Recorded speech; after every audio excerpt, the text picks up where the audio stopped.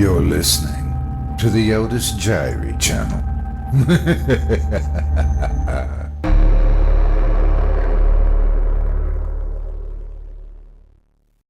Outside the Door by E.F. Benson, performed by Otis Jiry. The rest of the small party, staying with my friend Geoffrey Aldwych in the charming old house which he had lately bought at a little village north of Sheringham on the Norfolk coast, had drifted away soon after dinner to bridge and billiards, and Mrs. Aldwych and myself had for the time been left alone in the drawing-room, seated one on each side of a small round table, which we had very patiently and unsuccessfully been trying to turn. But such pressure, psychical or physical, as we had put upon it, though of the friendliest and most encouraging nature, had not overcome in the smallest degree the very slight inertia which so small an object might have been supposed to possess, and it had remained as fixed as the most constant of the stars. No tremor even had passed through its slight and spindle-like legs.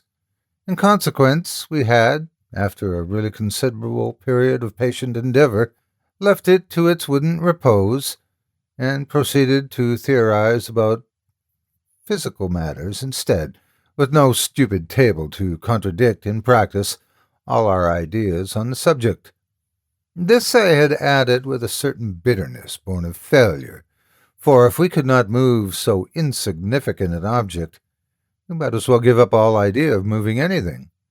But hardly were the words out of my mouth when there came from the abandoned table a single, peremptory rap, loud and rather startling. "What's that?" I asked. "Only a rap," she said. "I thought something would happen long before." "And do you really think that is a spirit rapping?" I asked. "Oh, no, dear, I don't think it has anything to do with the spirits. More, perhaps, with the very dry weather we've been having.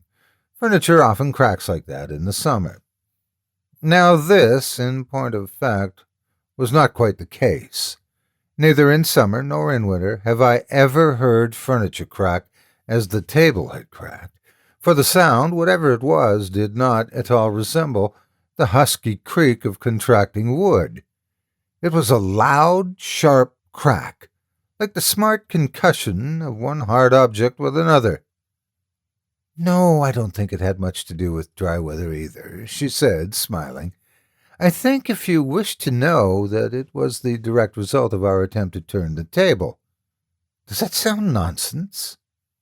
"At present, yes," said I, "though I have no doubt that if you tried you could make it sound sense. There is, I notice, a certain plausibility about you and your theories." "Now you are being merely personal," she observed. "For the good motive to goad you into explanations and enlargements. Please go on." "Let us stroll outside, then," she said, "and sit in the garden, if you are sure you prefer my plausibilities to bridge. It is deliciously warm, and the darkness will be more suitable for the propagation of psychical phenomena." "As at seances," said I. "Oh, there is nothing psychical about my plausibilities," she said. "The phenomena, I mean, are purely physical, according to my theory." So we wandered out into the transparent half-light of multitudinous stars. The last crimson feather of sunset, which had hovered long in the west, had been blown away with the breath of the night wind, and the moon, which would presently rise, but had not yet cut the dim horizon of the sea, which lay very quiet, breathing gently in its sleep with stir of whispering ripples. Across the dark velvet of the close-cropped lawn, which stretched seawards from the house, blew a little breeze full of the savour of salt and the freshness of night, with, every now and then, a hint so subtly conveyed as to be scarcely perceptible of its travel across the sleeping fragrance of drowsy garden beds, over which the white moths hovered, seeking their night honey. The house itself, with its two battlemented towers of Elizabethan times, gleamed with many windows, and we passed out of sight of it and into the shadow of the box hedge, clipped into shapes and monstrous fantasies, and found chairs by the striped tent at the top of the sheltered bowling alley. "All this is very plausible," said I.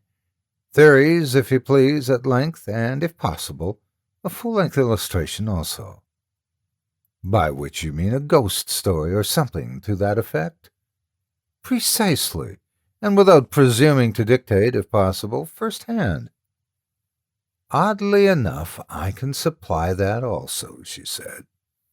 "So first, I will tell you my general theory, and follow it by a story that seems to bear it out.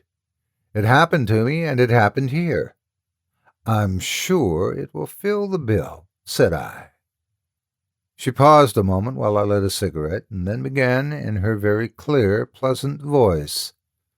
She has the most lucid voice I know, and to me, sitting there in the deep-dyed dusk, the words seemed the very incarnation of clarity, for they dropped into the still quiet of the darkness, undisturbed by impressions conveyed to other senses.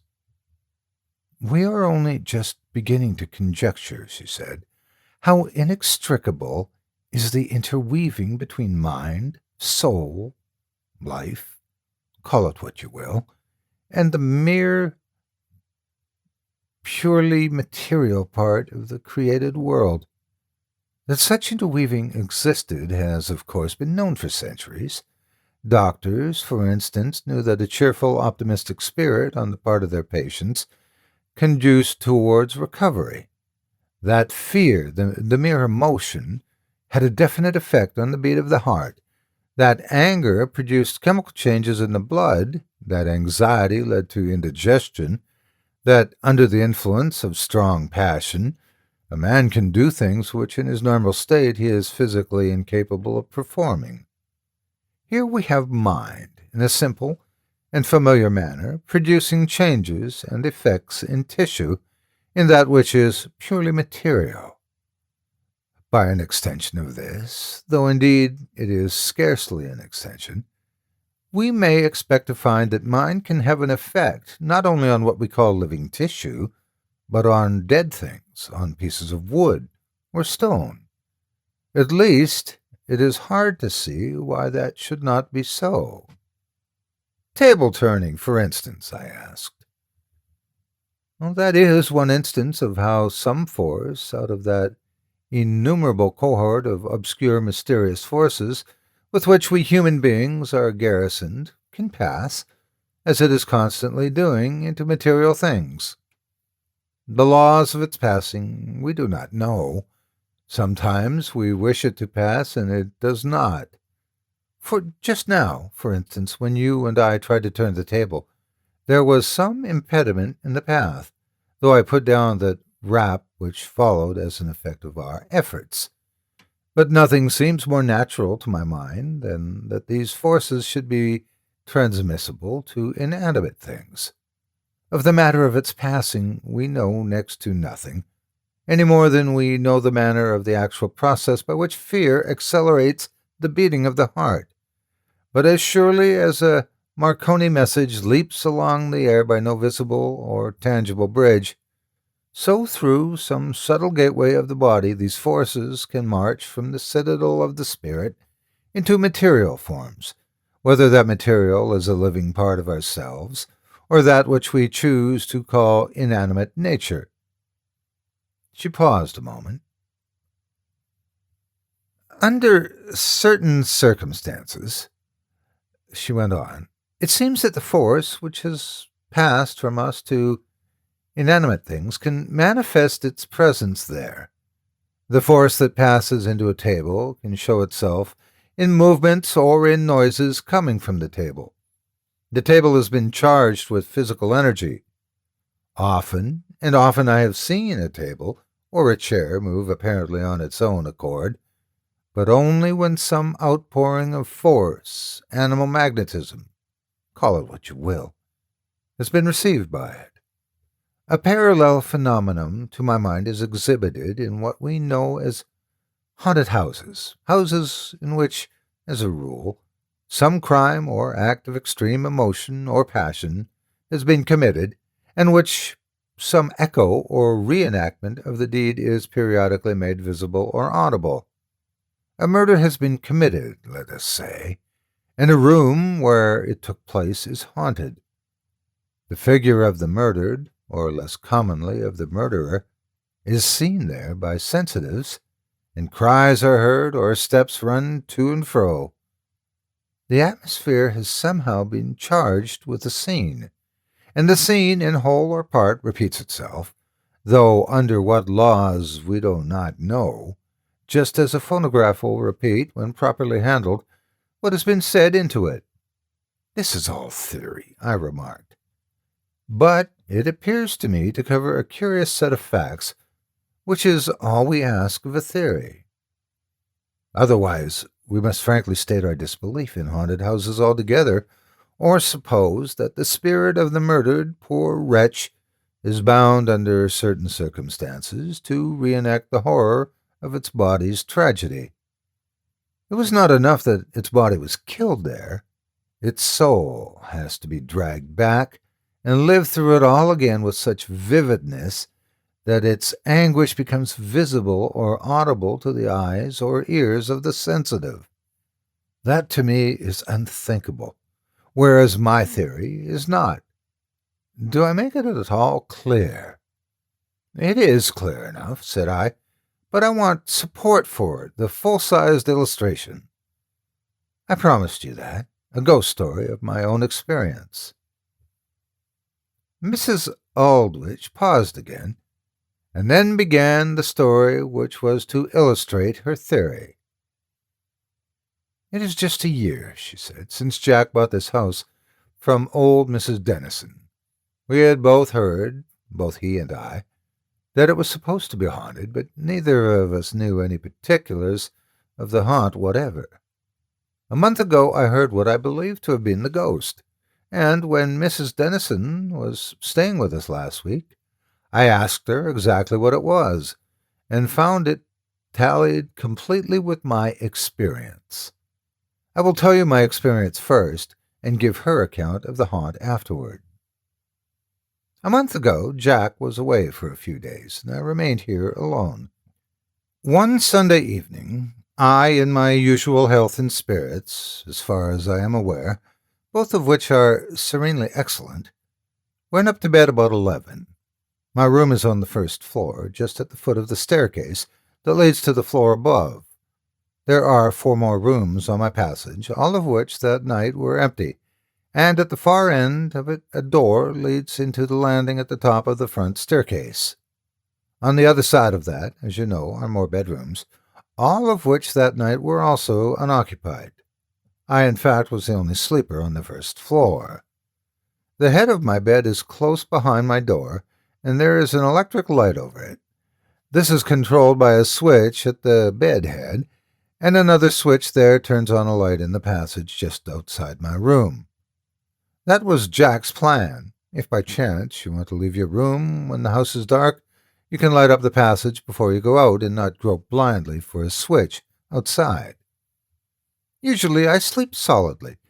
It is very rarely indeed that I wake, when once I have gone to sleep, before I'm called. But that night I woke, which was rare. What was rarer was that I woke in a state of shuddering and unaccountable terror.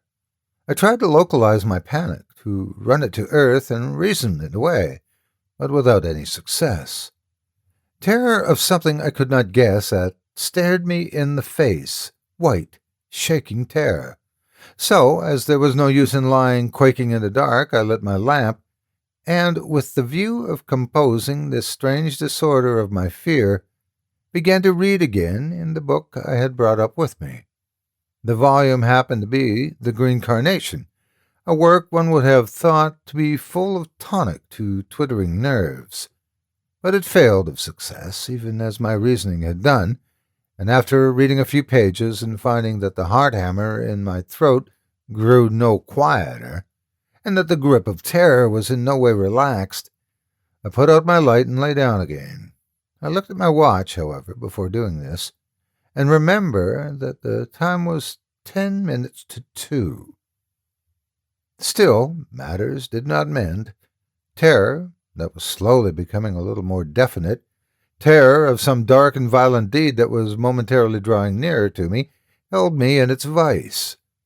Something was coming, the advent of which was perceived by the subconscious sense and was already conveyed to my conscious mind. And then the clock struck 2 jingling chimes, and the stable clock outside clanged the hour more sonorously. I still lay there, abject and palpitating. Then I heard a sound, just outside my room, on the stairs that led, as I have said, to the second story, a sound which was perfectly commonplace and unmistakable. Feet, feeling their way in the dark, were coming downstairs to my passage. I could hear also the groping hands slip and slide along the banisters. The footfalls came along the few yards of passage between the bottom of the stairs and my door, and then against my door itself came the brush of drapery, and on the panels the blind groping of fingers. The hand rattled as they passed over it, and my terror nearly rose to screaming point. Then a sensible hope struck me. The midnight wanderer might be one of the servants, ill or in want of something, and yet, why the shuffling feet and the groping hand? But on the instant of the dawning of that hope, for I knew that it was of the step and that which was moving, in the dark passage of which I was afraid, I turned on both the light at my bed head and the light of the passage outside, and opening the door, looked out. The passage was quite bright from end to end, but it was perfectly empty. Yet, as I looked, seeing nothing of the walker, I still heard. Down the bright boards I heard the shuffle growing fainter as it receded, until, judging by my ear, it turned into the gallery at the end and died away. And with it there died also all my sense of terror. It was it of which I had been afraid. Now it and my terror had passed, and I went back to bed and slept till morning. Again Miss Aldrich paused, and I was silent. Somehow it was in the extreme simplicity of her experience that the horror lay. She went on almost immediately. "Now for the sequel," she said, "of what I chose to call the explanation. Mrs. Dennison, as I have told you, came down to stay with us not long ago, and I mentioned that we had heard, though only vaguely, that the house was supposed to be haunted, and asked for an account of it. This is what she told me. In the year 1610, the heiress to the property was a girl, Helen Dennison, who was engaged to be married to young Lord Southern. In case, therefore, of her having children, the property would pass away from Dennisons. In case of her death, childless, it would pass to her first cousin. A week before the marriage took place, he and a brother of his entered the house, riding here from 30 miles away after dark, and made their way to her room on the second story. There they gagged her and attempted to kill her, but she escaped from them, groped her way along the passage, and into the room at the end of the gallery. They followed her there and killed her. The facts were known by the younger brother, turning king's evidence. Now, Miss Dennison told me that the ghosts had never been seen, but that it was occasionally heard coming downstairs or going along the passage. She told me that it was never heard except between the hours of 2 and 3 in the morning, the hour during which the murder took place. And since then, have you heard it again? I asked. Oh, yes, more than once. But it has never frightened me again. I feared, as we all do, what was unknown. I feel that I should fear the known, if I knew it was that, said I. I don't think you would for long. Whatever theory you adopt about it, the sounds of the steps and the groping hand, I cannot see that there is anything to shock or frighten one. My own theory, you know. Please, apply it to what you heard, I asked. Simply enough. The poor girl felt her way along the passage in the despair of her agonized terror, hearing no doubt the soft footsteps of her murderers gaining on her as she groped along her lost way. The waves of that terrible brainstorm raging within her impressed themselves in some subtle yet physical manner on the place. It would only be by those people whom we call sensitives that the wrinkles, so to speak, made by those breaking waves on the sands would be perceived, and by them not always. But there they are. Even as when a Marconi apparatus is working, the waves are there, though they can only be perceived by a receiver that is in its tune. If you believe in brainwaves at all, the explanation is not so difficult. Then the brainwave is permanent. Every wave of whatever kind leaves its mark, does it not? If you disbelieve the whole thing, shall I give you a room on that road of that poor murdered harmless walker? I got up. I'm very comfortable, thanks, where I am, I said.